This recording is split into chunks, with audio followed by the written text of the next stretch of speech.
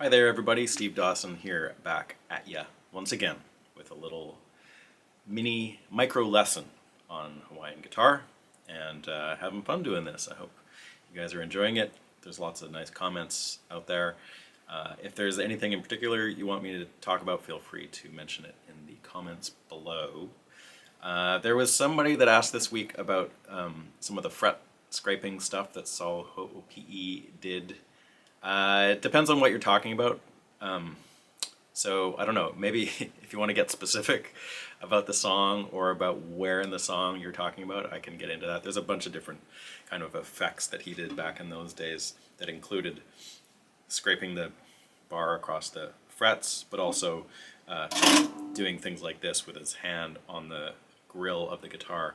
None of which I'm crazy about doing. They're kind of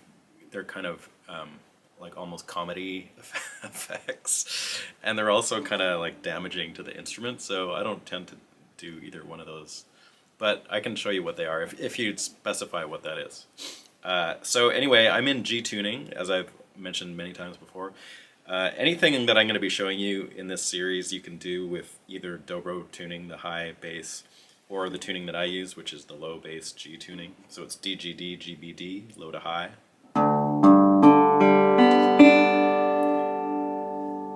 And man, this thing stays in tune so well for a 100-year-old instrument.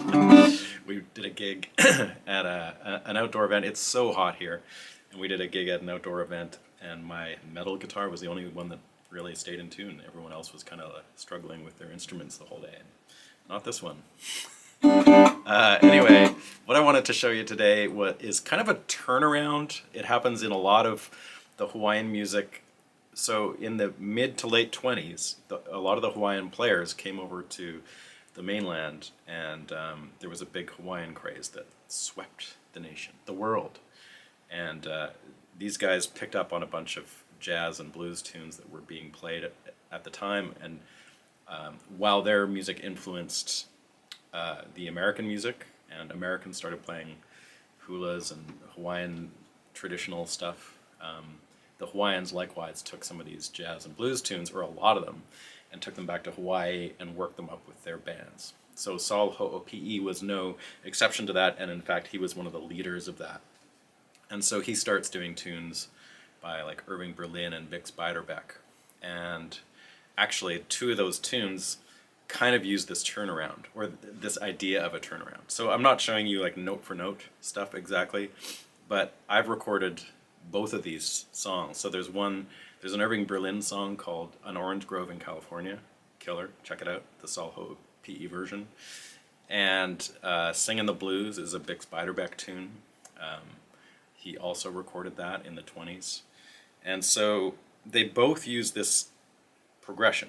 And one of the cool things about it is I wanted to get into showing you some slant stuff, and this is a good kind of intro crash course into that, because it uses one slant to kind of get your way through the chord change. Okay, so let me show you what this is. This is the tail end of a progression.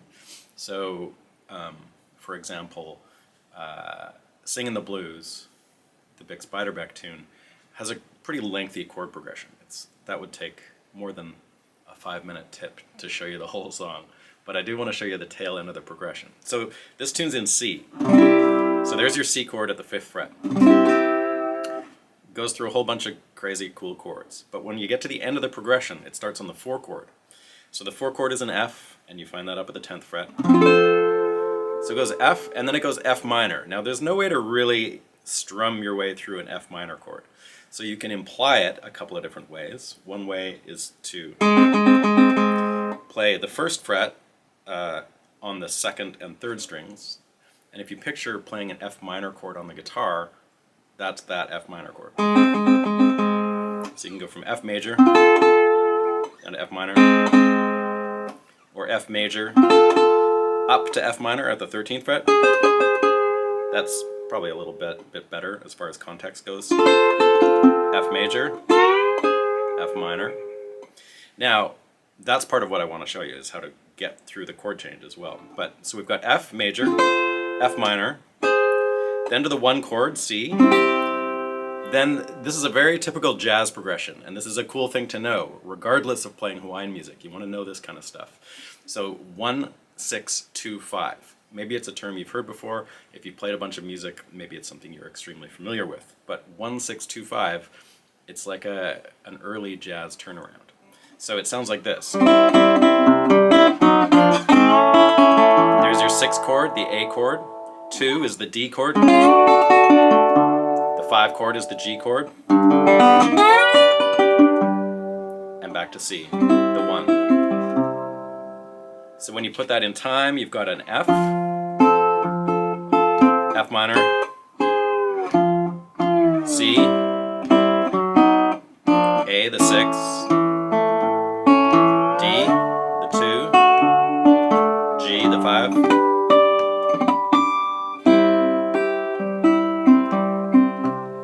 All right. Okay, so the first thing that I want to show you with this is finding your way through the chords, essentially on the top 3 strings is what we're going to be focusing on. But hitting that F chord, that's just a little lick on the F chord on the top 2 strings. That's our F major chord. Now, the next bar, we want to hit that F minor chord. It's nice to voice lead that chord by hitting these same notes, but of course you can't make an F minor chord here at the 10th fret. So that's where the slant comes in. So slanting, it's a big topic. It's a hot topic, and it's something that you have to really work on. But the idea is you're going to take these 2 notes on the top 2 strings. There's different variations of slant between different strings and different lengths of the slant and all that, but here's the most basic one, is taking the top 2 strings, so we're at the 10th fret, F major, and we want to get an F minor chord. Well, how do you make the minor triad out of that F major chord? You need to drop the 3rd of the chord, and the 3rd of the chord is here on the 2nd string. That's the difference between an F major and an F minor. So how do we get that? With a slant. Okay, so all I'm doing is taking the slide, I'm sort of anchoring it here at the back of my hand, on the underside of this knuckle here. And I'm lifting that, and I'm pushing with my thumb. People do it different ways, but I push it with my thumb and get this angle. So I'm hearing these 2 notes. My thumb, so now I've got kind of this position here, where my thumb is kind of controlling the angle of the slide. And it allows also, when I release that, slowly to come back, almost like a pedal steel. So the best way to practice this is just kind of slowly working on this, like this.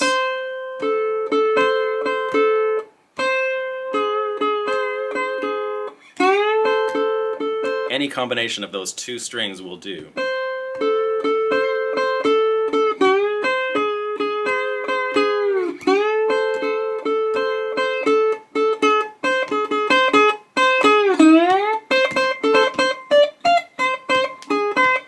Here's another cool trick.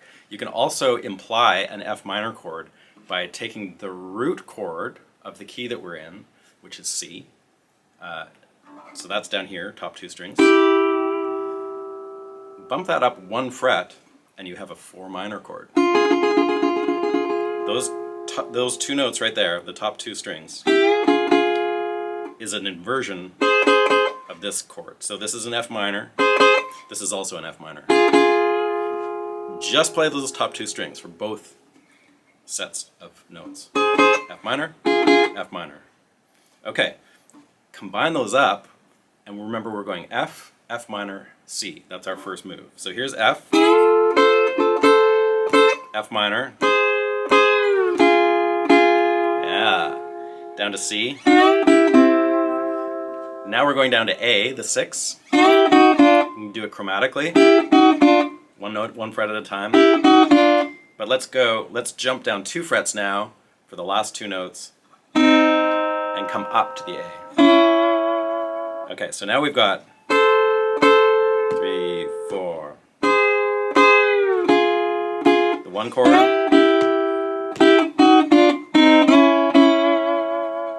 And let's throw in this cool little lick. So we're on the A chord here. And we want to kind of imply an A 7th chord. So we can do that. I've talked about that in a previous lesson. Taking the 3rd and 2nd strings and bumping it down chromatically, and one more time. And that gives you a 9th chord, essentially, or a 7th chord. Okay, so now we've got F major, F minor, C, A. So from there we want to hit a D chord, which we could hit here at the 7th fret. But we're in a tuning that has a bunch of open D strings, so let's use it. Let's make that our D chord. So the 4th fret of the top string, that's actually the 3rd of the D major chord, so that gives you a nice implied D chord. So I'm going 4th fret, open, open 2nd string, open 1st string, and then this is something else I want to talk about too, is like this unison thing. So 4th fret, open, open, open, and then 3rd fret of the 2nd string, and that gives you the exact same note you just played on the open string, top string. So that's our lick, that's our D chord. You can do it like that, or like that, or like that, but let's keep it simple. Okay, so now we've got F, F minor, C, A. There's our D chord. And now we need a G chord, which is the 5 chord. Again, we could do that at the 12th fret, but that's a bit too obvious. And of course, we're in a G tuning. So this is our G chord here. There's all kinds of stuff we could do, but we're going to go like this. We're going to climb up Hawaiian style from G to C. That's a great sol ho pe lick. So it's sliding into the 3rd fret of the 3rd string, which sounds kind of gnarly, but that's cool. And then you get rid of that note and play the open 2nd string. Back to the open 3rd string, and then the 5th fret of the top string. Get that one under your belt. Then we're going to climb up. That's just a way up. I've showed you that before, of going, here's the root note on the top string, 2 frets up, 3 frets up, 4 frets up. That outlines the G major chord. And we're going to end, that's our last beat of the G chord, and now we need to resolve it to C. And there's our C right there, especially if you just play the top note. Now to end it off, here's a great sol ho pe lick too. I like this because it resolves not to the 1, not to the root note, it resolves to the 3rd of the chord, and it sounds really cool. So that's basically playing over the C chord, starting on the G note, the 3rd string, 4th fret of the 4th string, back to the 3rd string open, 3rd fret of the 4th string, back to the open 3rd string, and end up on the 2nd fret of the 4th string, and that gives you the nice resolved 3rd, but still not the root note of the C chord. Sol does that all the time on all kinds of tunes like Patches and this one, Singin' the Blues. Okay, so rehashing the entire thing. We've got F, F minor, C, A, D, G, resolve. Let's do it again. I won't blab through it.